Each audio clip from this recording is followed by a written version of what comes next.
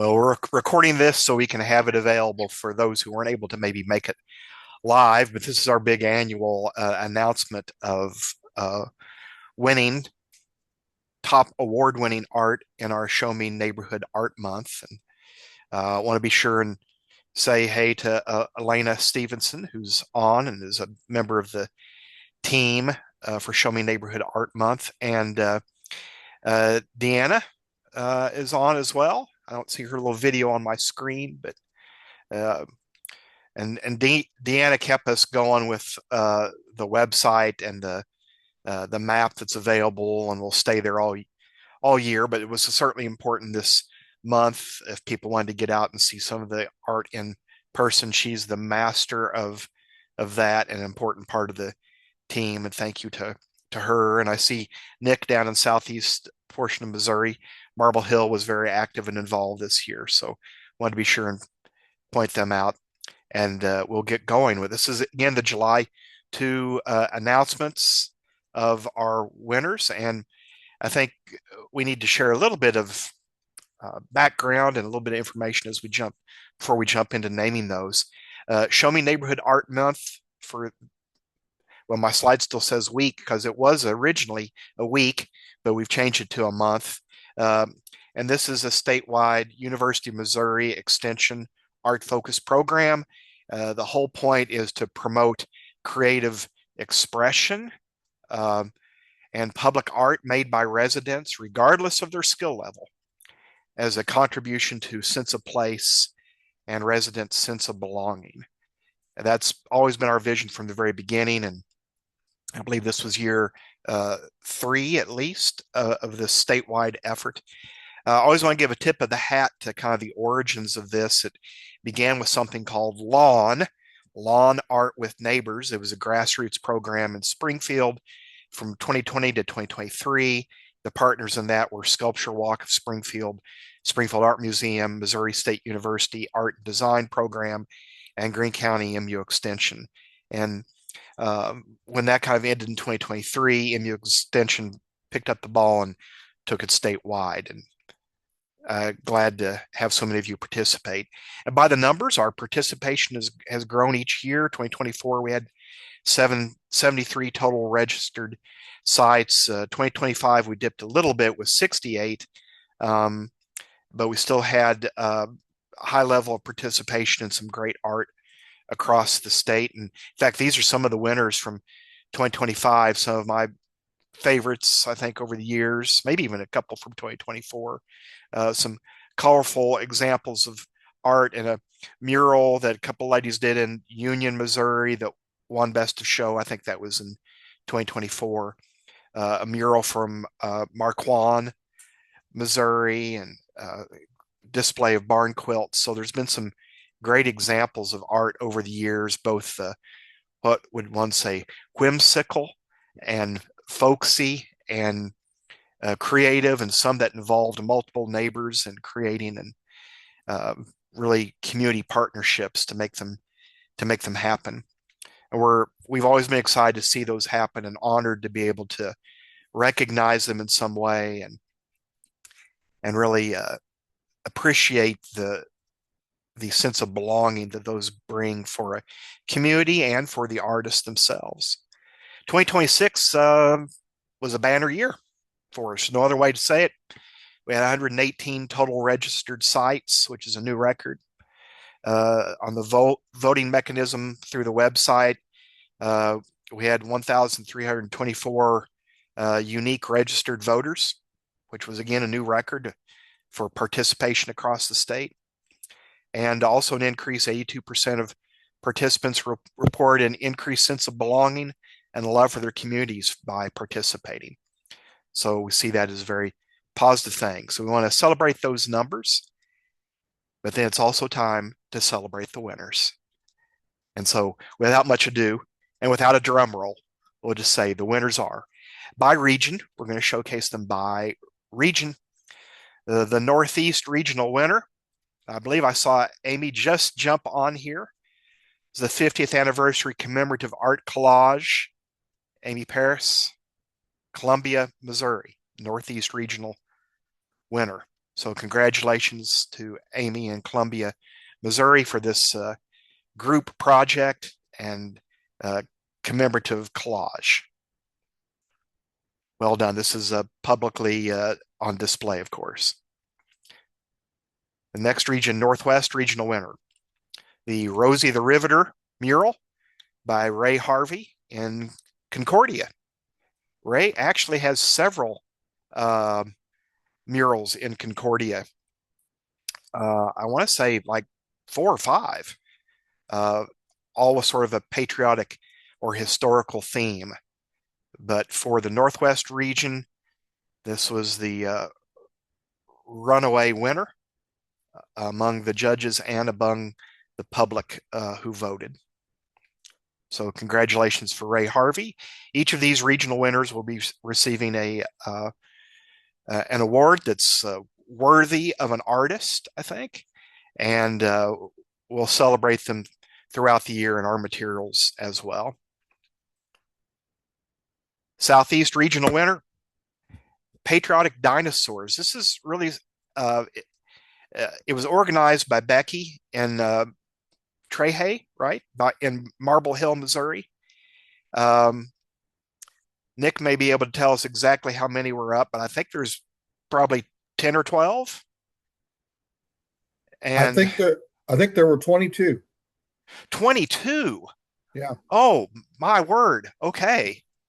Um, and remind me of what was the Missouri's dinosaur was discovered in Marble Hill. Do you remember what kind of dinosaur that is? Can you tell us? It was called Ipsabema missouriensis, and they've got a different name that's not nearly as much fun. uh, but the dig is just outside Marble Hill. Really a great piece of Missouri history. And they celebrated that this year, celebrated America's 250 and their city history of dinosaurs throughout town with various painted uh, dinosaurs. So a tremendous community effort. And wow, 20 plus people involved in doing that then. So what a great example in Southeast region. Southwest region, the regional winner is the Love Your Neighbor project that Janelle Patterson did in Springfield. This is in her neighborhood. It's 2 different sides of the same piece of art, and it's handprints of people in her neighborhood. So she got neighbors and the community involved in creating some art together that was prominently displayed in her front yard over near a high school in Springfield and highly visible in the community as well. So great example, great award winner for Southwest region. The Urban East regional winner, and I'm not sure the picture does it justice exactly. We had several different pictures. This one fit well on the PowerPoint, I must confess. It's a rock flower garden from Amanda Lovell in Wentzville.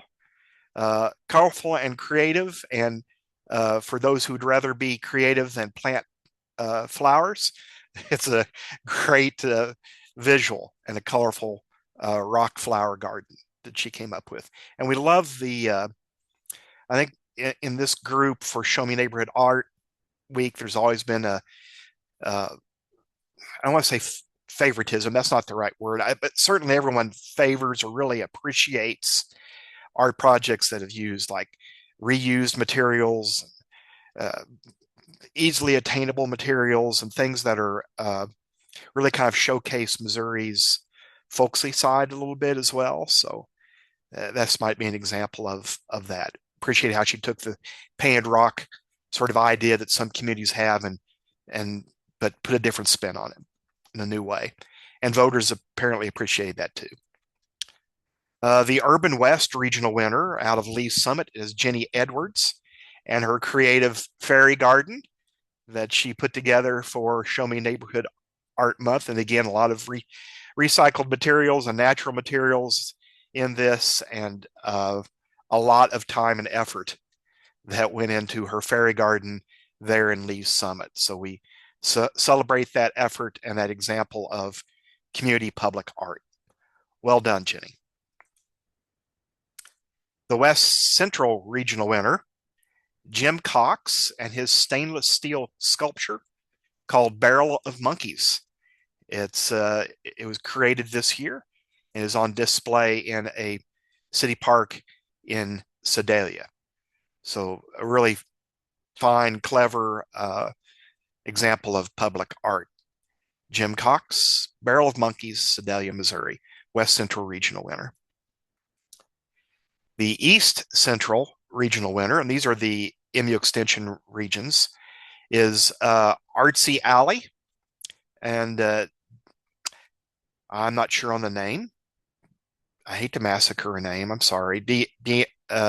Deniel. Well, you see it on the screen, right? Uh, she did the entry. It's in Washington, Missouri, and one of the neat things about this project is it isn't just one painted shed. It's an alley that runs between a number of homes there in Washington, Missouri, and they are all painted in different ways. Different neighbors have joined in little small murals and painted garage doors and different pieces of flowers and art. So it's a really colorful uh, alley that really celebrates community art and what neighbors can do together. So appreciate the natural aspect of that and the beauty that she brought to that alley in Washington, Missouri. Great job. And we have two judges' choice.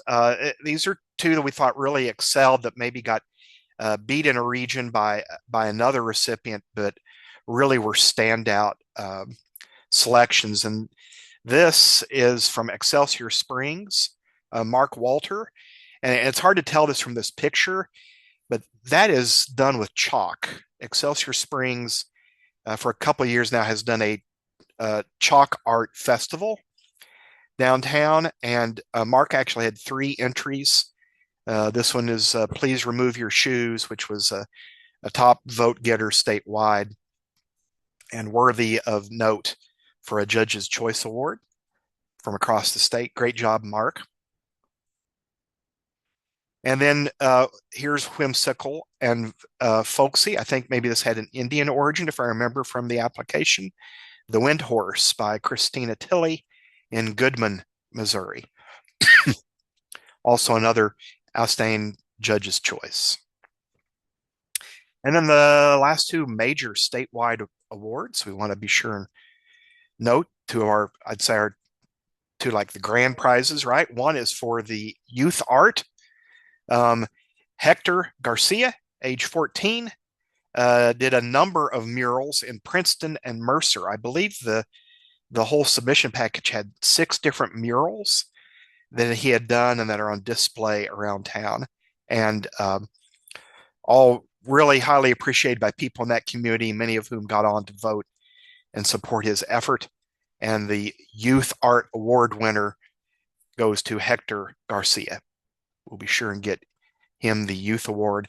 And then the Best of Show is actually the Route 66 sculptures by various artists in Springfield, Missouri. And we decided to group them together as a single submission because Heidi Herman Bacon, who's pictured here, was sort of the producer and organizer and fundraiser of this unique art project. And I will say 4 or 5 of these shields were actually the top vote getters statewide, but they're all part of this same series. So there was a lot of love shown for these Route 66 shields that are scattered all about Springfield. I believe there's 16, and you can see some that celebrate sports and the Frisco rail lines, the history of the area or the nature, the sort of the city map, the idea of being welcoming, baseball, birthplace, all around and in place in time for the 100th birthday of Route 66,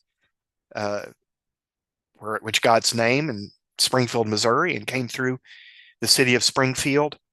And a lot of different artists involved in this, and a lot of different funders and community groups and neighborhoods to help make these possible and to find uh, a place to display each of these and create a base and keep them in place. Uh, a major undertaking, and we're considering that the best of show as a group. You can see here on the bottom left the trailer that brought the sculptures in from out of town before they were painted. So really want to say thank you to all the team members for Show Me Neighborhood Art Month, and from myself, David Burton, down to Nick down in Marble Hill, and Tish Johnson in Columbia, Jackie Spainhauer in Grant City, Deanna up in St. Peters near St. Charles County, Elena in Independence, and Ray in Salem, and Ashley Brown in Camdenton. Thank you to all those team members. And I'll take off the screen and see if there's any other questions about the awards or about Show Me Neighborhood Art Month, or any other input or things to celebrate. Have I missed anything? David, I'll just jump in and say these are great. Oh my gosh. What a selection. So thank you for doing this. This was our first year. I wasn't even aware of it. So great, Well, a great program. well, it was really great to see the number of entries jump so much this year. And we've had this discussion before. Do we do awards? Do we not do awards? Because there are so many different types of art. It is in some ways subjective, right? And to pick, but that's why we introduced the public vote element as well. But ultimately, we've continued to do the awards because we feel like it's a way to celebrate what is being done and honor those who took the time to do it. And hopefully that encourages people to continue with that. But there's a lot to be said about just doing the public art, period. There's a huge value to that. Trish, remind me, which one was your entry? What did your family submit? So we were encouraged by our local university extension. We have our sculpture trail here. So we entered that, and I believe maybe I can't even remember what the other one was that we entered. So, but it was fun. I mean, we'll continue keeping our eye out for this and encouraging neighbors and such to jump on. So. Well, you mentioned trail. That does remind me of something that came up. I don't remember this coming up in past years, but it did this year. The rules, it's something, has to be done within the last year. And so, like, for example, Chillicothe reached out, and they have like 30 some odd murals. They have an amazing mural trail. Yeah. And some really remarkable things, none of which had been done in the past year. They're being touched up and stuff now. So ultimately, none of them were submitted, but I mean, that showcases another community that has really embraced this idea of public art. Exactly. And we love to be able to celebrate that. All right. Anything else from those on the call, on the Zoom? We'll be getting the awards pulled together and distributed. The media release going out, and this video as well, to spread the word about the project. And it takes place next year in June, so about April we'll start opening up for registration of sites, and we'll do it all over again. All right. Well, thank you for joining us on the Zoom to hear the announcements, and thanks to all who entered.